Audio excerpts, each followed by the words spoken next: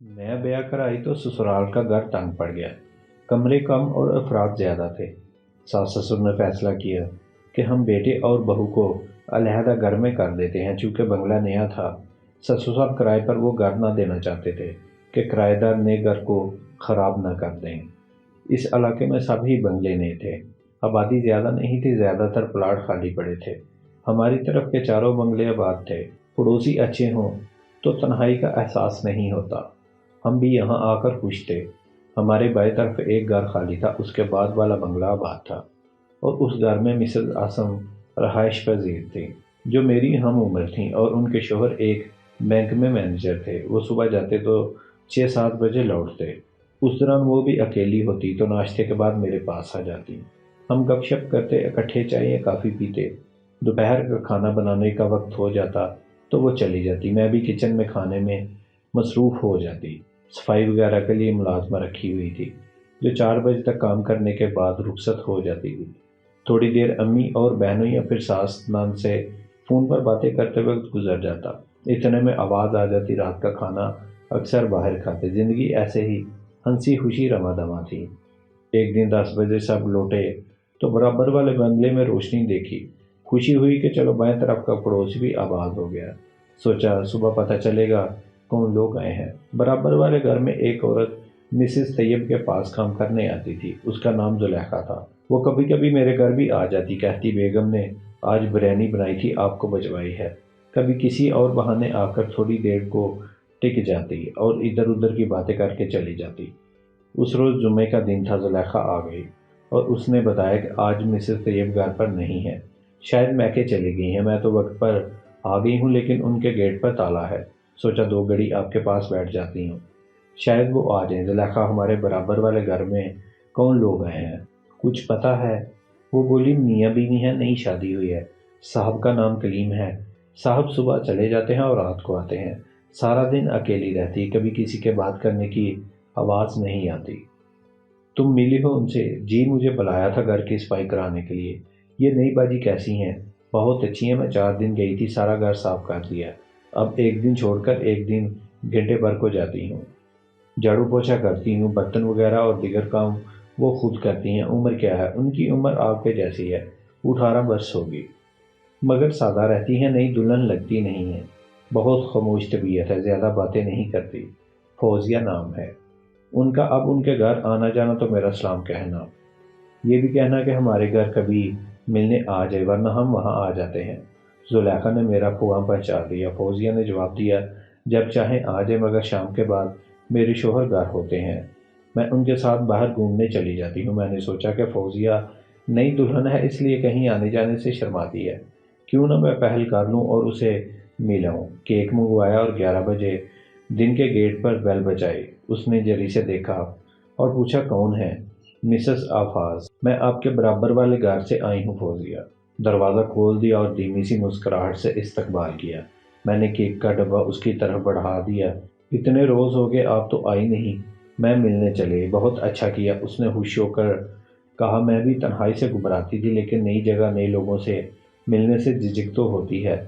वो चाय बनाकर ले आई। फौजिया काफ़ी खूबसूरत थी, लेकिन खुश नज़र नहीं आती थी। कितने दिन हुए हैं शादी को? थोड़े दिन हुए हैं। मैंने कहा, दूसरे शहर से हैं, लाहौर से हैं, तभी उदास लगती हैं। मेरे घर आ जाया करो। फौजिया फिर भी हमारे घर ना आई। 2 हफ्ते बाद मैं दोबारा गई। उसे याद दिलाया कि तुमने आने का वादा किया था, क्यों नहीं आए? मिलना जुलना रखना चाहिए। तुम अकेली होती हो और मैं भी, मुझे अपनी बड़ी बहन समझो। वो सर हिलाती रही। हाँ, आप ठीक कहती हैं, मैं आऊँगी, ज़रूर आऊँगी। एक माह और बीत गया, मसूफ़ा फिर भी ना आए। मुझे क्लिक हुआ। आफात से कहा, अजीब औरत है, बहुत प्यार से मिलती है, आने का वादा भी करती है, लेकिन आती नहीं। शायद शोहर इजाज़त नहीं देता। तुम उनके शोहर से मिलो तो उनसे कहना कि मेरी बेगम कई बार आपकी बेगम से मिलने आई हैं, मगर वो नहीं आती। क्या वजह है कि आपने उन्हें आने जाने से रोका हुआ है?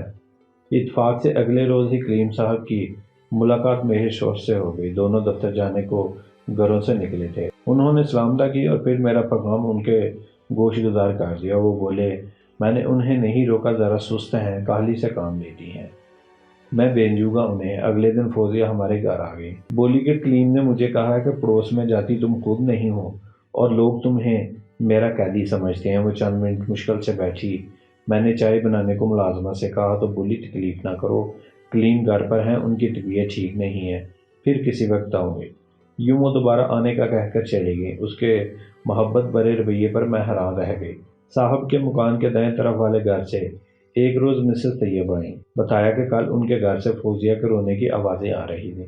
کیا تم نے کچھ سنا ہے؟ میں نے کہا نہیں، مجھے تو آواز نہیں آئی، شاید میں سو گئی تھی۔ کیا وقت تھا؟ رات کے 12 بجے ہوں گے۔ اگلے روز میں فوزیہ کے گھر چلی گئی۔ سوچا کہ ہو سکتا ہے کسی تکلیف کے باعث روئی ہو، انسان بیمار بھی ہو سکتا ہے۔ فوزیہ اپنے کمرے میں بستر پر لیٹی تھی اور اس کی آنکھیں سوجی ہوئی تھی۔ میں نے پوچھا رات تم رو رہی تھی، کیا بات تھی؟ کچھ نہیں، پیٹ میں درد تھا، کلیم نے دوائی کھلائی تو آرام آ گیا اور میں سو گئی۔ فوزیہ کے بیان سے لگا کہ جیسے وہ جھوٹ بول رہی ہو۔ زیادہ خریدنا مناسب نہ سمجھا۔ اگلے روز زلیخا آئی۔ اس نے بتایا کہ کلیم نے رات کو اسے مارا تھا، جیسے فوزیہ کے جسم پر نیل پڑ گئے تھے۔ میں نے استری گرم کر کے ٹکور کی ہے، بیچاری ہل جل بھی نہیں سکتی تھی۔ کس وجہ سے مارا تھا یہ بات زلیخا کو معلوم نہ تھی۔ مجھے کہا بتاتی، بہرحال افسوس ہوا کہ بظاہر کلیم ایسا نہیں لگتا، بہت مہذب نظر آتا تھا۔ اللہ جانے کیوں بیوی پر ہاتھ اٹھایا، پوچھنے کی نوبت نہ آئی۔ پھر یہ روز کا معاملہ ہو گیا۔ روز ہی فوزیہ کے رونے کی آوازیں آتی جیسے کلیم اسے مارتا ہو۔ پتہ نہیں ان کے بیچ ایسا کیا جھگڑا چل رہا تھا جو ختم ہونے کا نام نہ لیتا تھا۔ مجھ سے نہ رہا گیا۔ دن کے وقت صاحب چلے جاتے تھے، میں فوزیہ کے گھر گئی۔ وہ بے سود پلنگ پر پڑی تھی، اس سے اٹھا نہیں جا رہا تھا۔ زلیخا نے دروازہ کھولا تو فوزیہ بیٹھی تھی۔ جاتے ہی پوچھا کیا پھر مارا ہے اس نے تمہیں؟ میرے اپنائیت بھرے لہجے پر وہ پھوٹ پھوٹ کر رو پڑی۔ کہنے لگی روز ہی مارتا ہے، سارے بدن پر نیل پڑ گئے ہیں، میرا بدن اب تو پھوڑے کی طرح دکھتا ہے۔ آخر مارنے کی وجہ کیا ہے؟ کوئی خاص وجہ نہیں ہوتی، پیار بھی بہت کرتے ہیں، ذرا سی بات پر بھی موڈ خراب کر لیتے ہیں، مارنے پر اتر آتے ہیں، معافی مانگ کر منا لیتے ہیں۔ یہ کیسا پیار ہے بھائی؟ یہ تو سراسر اذیت پسندی ہے، شاید نفسیاتی مریض ہے تمہارا شوہر۔ ہمارے صاحب تو کبھی ایسا نہیں کرتے۔ فوزیہ نے مجھے یہ کہہ کر چپ کروا دیا کہ چھوڑیے اس بات کو، کلیم دل کے بہت اچھے انسان ہیں، بس غصے کے تیز ہیں، ان کا غصہ وقتی ہوتا ہے۔ فوزیہ کے حوصلے اور صبر پر میں اس کا منہ تکتی رہ گئی۔ ایک شام کو اس کے برابر والی پڑوسن مسز آسم آ گئی۔ کہنے لگی رابعہ فوراً آؤ، آج تو وہ شکی فوزیہ بیچاری کو مار ہی ڈالے گا، مجھ سے اس کی کراہیں برداشت نہیں ہوتی، اب ہم لوگوں کو کچھ سوچنا چاہیے، انہوں نے ہمارا سکون برباد کر دیا ہے۔ میں مسز آسم کے کہنے پر اپنے سین سے نکلی اور دیوار پر کان لگائے تو فوزیہ کی دردناک سسکیاں سنائی دینے لگی، پھر سسکیاں رونے کی بلند آواز میں تبدیل ہو گئیں۔ تب لگا کسی نے اس کے منہ پر ہاتھ رکھ دیا ہو۔ دیکھا، میں نے کہا تھا نا کہ وہ اسے مار رہا ہے۔ افات سے پوچھے بغیر میں ان حالات میں کسی کے گھر نہیں جا سکتی تھی۔ میں نے انہیں صاف بتا دیا۔ وہ افسوس کر کے گھر لوٹ گئی۔ دوسرے روز صبح جب دفتر چلا گیا، میں اور مسز طیب فوزیہ کے پاس گئے۔ اس کی بری حالت تھی، منہ پر نیل تھے اور وہ بیچاری بستر پر پڑی تھی۔ ہمیں دیکھ کر بے اختیار رو پڑی۔ ایسے ظالم آدمی کے ساتھ تم کیوں رہتی ہو؟ میں نے کہا عورت کا کوئی نہ ہو تو وہ کہاں جائے؟ اپنے گھر کے سوا یہ تمہارا گھر ہے یا قید خانہ؟ مسز طیب غصے سے بولی، تم بھی اذیت پسند ہو۔ میں نے کہا یہاں سے کیوں چلی نہیں جاتی؟ چھوڑ دو ایسے ظالم شخص کو، اگر میں تمہاری جگہ ہوتی تو اس کی پولیس میں رپورٹ کر دیتی۔ پولیس کا نام سن کر فوزیہ کا رنگ فاق ہو گیا، پریشان دکھائی دینے لگی۔ میں نے چائے بنا کر اسے پلائی۔ اس دن مجھے اس پر بہت ترس آیا، سوچا کہ اس کے میکے اطلاع کر دوں کہ آ کر اپنی بیٹی کو لے جو کس ظالم کے حوالے کر دیا ہے۔ کم از کم آ کر اس کا حال تو دیکھ لو۔ فوزیہ نے ہمیں ہر طرح کا کام لینے سے منع کر دیا تو مجبور ہو کر ہم واپس گھر لوٹ آئے۔ 2 دن خاموش رہی، لیکن میرے دل کو اس معصوم لڑکی کا غم کھائے جا رہا تھا۔ کسی پل آرام نہ تھا، ہر لمحہ فوزیہ کے بارے میں سوچتی رہتی تھی۔ ہفتہ بھر زلیخا نہیں آئی، دعا کر رہی تھی کہ زلیخا آ جائے۔ دعا قبول ہوئی، گیٹ کی بیل بجی، زلیخا ہی تھی۔ وہ حسب عادت باتیں بھی کرنے لگی۔ بی بی، میں تو فوزیہ بی بی کا حال دیکھ کر پریشان ہوں، جانے کیسا آدمی ہے، اس کا ہر وقت مارتا رہتا ہے، اسے ایسا تو کوئی جانوروں سے بھی سلوک نہیں کرتا، بیچاری کی مار کھا کھا کر بری حالت ہو گئی ہے۔ ہاں زلیخا، مجھے بھی اس بات کا دکھ ہے، کیا کریں، کیسے اس کی مدد کریں، جبکہ وہ مرد پر راضی نہیں ہے، منع کر دیتی ہے، اللہ جانے کیا معاملہ ہے، میری تو سمجھ سے باہر ہے، ہمارا سکون برباد ہو کر رہ گیا ہے، کاش یہ لوگ ہمارے پڑوس میں نہ آئے ہوتے، یہ گھر خالی رہتا تو اچھا تھا۔ میں نے سوچا ان کے گھر کی صفائی کا کام چھوڑ دوں۔ کل کی بات ہے، جب میں گئی تو وہ رو رہی تھیں، آنکھیں سوجی ہوئی، سرخ تھی۔ بولی رات پھر ہمارا جھگڑا ہوا اور کلیم نے مجھے بہت مارا ہے۔ پہلے مارتے رہے، پھر غسل خانے میں لے جا کر نلکے کے نیچے کھڑا کر دیا اور پانی کھول دیا۔ اتنی سردی میں بھلا کوئی ٹھنڈے پانی میں نہانا برداشت کر سکتا ہے؟ وہ بخار میں پڑی ہیں۔ میں نے اللہ کا واسطہ دے کر پوچھا، بی بی مجھے بتا دو کیوں جھگڑا ہوتا ہے روز روز؟ وہ کیوں آپ پر سختی کرتا ہے؟ اتنا بتایا کہ شادی شدہ ہے اور 4 بچے ہیں، میں اس کی دوسری بیوی ہوں۔ اب کہتا ہے کہ تم میرے گھر سے چلی جاؤ۔ کہاں جاؤں؟ جہاں مرضی چلی جاؤ، میں نہیں جا سکتی۔ میرا کوئی گھر ہے اور نہ ہی رشتہ دار، ماں باپ کوئی بھی نہیں ہے کہ گھر کو نہیں چھوڑ سکتی۔ مجھے تو یہ کہانی لگتی ہے۔ زلیخا بات کچھ اور ہے، لیکن ہم ذہنی اذیت میں مبتلا ہیں۔ ان کی اذیت پسندی یہ برداشت نہیں ہوتی۔ بے شک یہ ان کا گھریلو معاملہ ہے، مگر ظلم کی ایک حد ہوتی ہے۔ میں چاہتی ہوں کہ محلے کے سارے مرد مل کر اس کے پاس جائیں اور کلیم سے پوچھیں کہ وہ روز اپنی بیوی کو کیوں مارتا ہے۔ میں نے اپنے شوہر کو منا کر راضی کیا۔ پہلے تو وہ راضی نہ ہوتے، پھر طبیب صاحب کے ہمراہ سے ملے اور کہا آپ ہمارے پڑوسی ہیں، بے شک آپ کا یہ گھریلو معاملہ ہے، لیکن ہمارا سکون برباد ہو گیا ہے۔ آخر آپ اپنی بیوی سے ٹھیک طرح سے کیوں نہیں پیش آتے؟ بہرحال ان دونوں نے اسے کافی سمجھایا کہ یہاں رہنا ہے تو صحیح طریقے سے رہنا ہوگا، ورنہ آپ یہاں سے چلے جائیں۔ ایسا نہ ہو کہ آپ کا کوئی پڑوسی پولیس والوں سے تعاون مانگنے پر مجبور ہو جائے۔ اس واقعے کے اگلے دن صاحب نے اپنا سامان پیک کرنا شروع کر دیا۔ فوزیہ کو چند منٹ موقع ملا تو وہ مجھ سے ملنے آئے، گلے لگ کر بہت روئی۔ بولی واقعی آپ کو اپنی بڑی بہن جیسا مانتی ہوں، دکھ سکھ غم گساری آپ سے کرتی تھی، لیکن اب ہم واپس جا رہے ہیں، اللہ جانے دوبارہ کبھی ملاقات ہوتی ہے یا نہیں۔ آنسو اس کی آنکھوں سے رواں تھے، میری آنکھوں میں بھی نمی آ گئی۔ فوزیہ تو جا ہی رہی ہو، کم از کم اتنا تو بتا دو کہ تم میاں بیوی کا کیا جھگڑا ہے؟ باجی انسان خدا کا پتلا ہے، مجھ سے بھی خطا ہو گئی، اپنوں کو دھوکہ دے کر ایک اجنبی پر بھروسہ کر لیا۔ کتنا ماں نے روکا تھا کہ کالج سے دیر گھر نہ آیا کرو، اللہ جانے کیوں اتنی دیر کر دیتی ہے۔ انہیں شک ہو گیا تھا اور ماں کا شک صحیح تھا، میں اپنے کلاس فیلو کی محبت میں گرفتار ہو گئی تھی۔ وہ ایک امیر زادہ تھا، مجھے شادی کے خواب دکھا کر لوٹ لیا۔ ایک روز میں اس کے لیے گھر سے فرار ہو کر اس کے گھر پہنچ گئی۔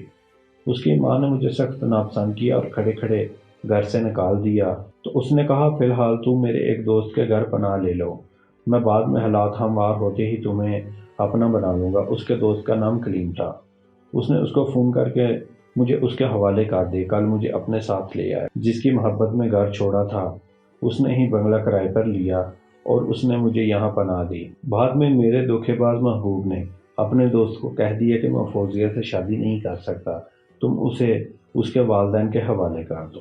میں والدین کے پاس نہیں جا سکتی تھی، میرے 3 جوان سال بھائی ہیں، وہ مجھے قتل کر ڈالتے، وہاں کس منہ سے لوٹ کر جاتی، جن کی عزت مٹی میں ملا کر بھاگ کر آئی تھی۔ اللہ جانے میرے بعد ان پر کیا قیامت گزری اور کیسے انہوں نے بدنامی کو برداشت کیا۔ کلیم نے مجھے پناہ دی، لیکن جب اس کے دوست نے بتایا کہ میں کبھی فوزیہ سے شادی نہیں کر سکتا، تم اسے کسی طرح چلتا کرو، تو وہ شش و پنج میں پڑ گیا۔ اس نے دوست کو سمجھایا، مگر اس نے کوڑا ہی جواب دیا۔ تو اس نے کہا کہ چلو تمہارے والدین کے حوالے کرتا ہوں۔ میں راضی نہ ہوئی، مجھے اس شخص سے انسیت ہو گئی۔ کلیم مجھے قابل بھروسہ لگتا تھا۔ میں نے کہا کہ تم مجھ سے نکاح کر لو۔ اس نے بتایا کہ میں شادی شدہ اور 4 بچوں کا باپ ہوں، تم سے شادی نہیں کر سکتا اور مزید تمہیں پناہ میں بھی نہیں رکھ سکتا۔ کب تک اپنے گھر والوں اور بیوی بچوں کو چھوڑ کر تمہارے ساتھ رہوں، محض تمہاری نگرانی کی خاطر، اور معاشرے سے جھوٹ بولتا رہوں کہ تم میری بیوی ہو، حالانکہ تم میری بیوی نہیں ہو۔ تم اپنے والدین کے گھر جاؤ یا جہاں سے جی چاہے چلی جاؤ، بس روز یہی جھگڑا ہوتا ہے۔ میں ڈیٹھ بن کر یہاں رہ رہی ہوں، ہر روز وہ جانے کا کہتا ہے اور میں دروازے کی چوکھٹ پکڑ لیتی ہوں اور روتی ہوں۔ پہلے وہ دھکے دیتا ہے، پھر اسے ترس آ جاتا ہے، لیکن مجھے مار کر غصہ نکالتا ہے۔ میری تکرار ہے کہ تم مجھ سے نکاح کر لو اور اس کی تکرار ہے کہ تم چلی جاؤ، میری جان چھوڑ دو۔ میں کیسے اس پناہ کو چھوڑ کر چلی جاؤں اور کہاں جاؤں؟ جو پناہ دے گا وہ صرف مجھ سے عارضی خوشی کے لیے کچھ عرصہ پاس رکھے گا۔ میں اور رکنا چاہتی ہوں، مر جاؤں گی یا کلیم سے نکاح کروں گی۔ اب تم لوگ کہاں جا رہے ہو؟ کلیم مجھے اپنی والدہ کے پاس لے جا رہے ہیں، کیونکہ انہوں نے مجبور ہو کر ماں کو اعتماد میں لیا ہے۔ عورت کا دل نرم ہوتا ہے، وہ مجھ سے نکاح پر رضامند ہو گئی ہیں۔ اب اسے اپنے والد کو راضی کرنا ہے، کیونکہ کلیم کی بیوی ان کی سکی بھتیجی ہے۔ کیا وہ راضی ہو جائیں گے؟ اگر نہ ہوئے تو والدہ نے کہا ہے کہ وہ اپنے شوہر کو راضی کر لیں گی۔ میرے حق میں دعا کرنا۔ اس کے بعد اس نے کبھی مجھ سے رابطہ نہیں کیا۔ نہیں معلوم اس کی منزل اسے ملی یا نہیں، لیکن آج بھی میرے لبوں پر اس کے لیے یہی دعا ہے کہ اللہ کرے اسے منزل مل جائے اور وہ جہاں ہو عزت بھری زندگی گزار رہی ہو۔ دوستو، اگر لڑکی غلط قدم اٹھاتی ہے تو اس کا نتیجہ ایسا ہی نکلتا ہے۔ اس لیے میری تمام لڑکیوں سے گزارش ہے کہ خدا را ایسا قدم نہ اٹھائیں جس کی وجہ سے وہ نہ صرف اپنی بلکہ اپنے گھر والوں کی زندگی بھی تباہ کر دیں اور وہ معاشرے میں شرم سے سر جھکا کر جئیں۔ اور لڑکوں سے بھی یہی کہوں گا کہ خدا را کسی کی بیٹی کو یوں بے آبرو نہ کرو، ورنہ ماں، بہن اور بیٹی کے روپ میں یہ شہزادیاں آپ کے گھر میں بھی ہیں۔ اگر آج کسی کو بے آبرو کرو گے تو دیر نہیں کہ خود بھی یوں ہی ذلیل و خوار ہوگے۔ تو دوستو، امید ہے کہ آج کی ہماری یہ کہانی آپ کو پسند آئی ہوگی۔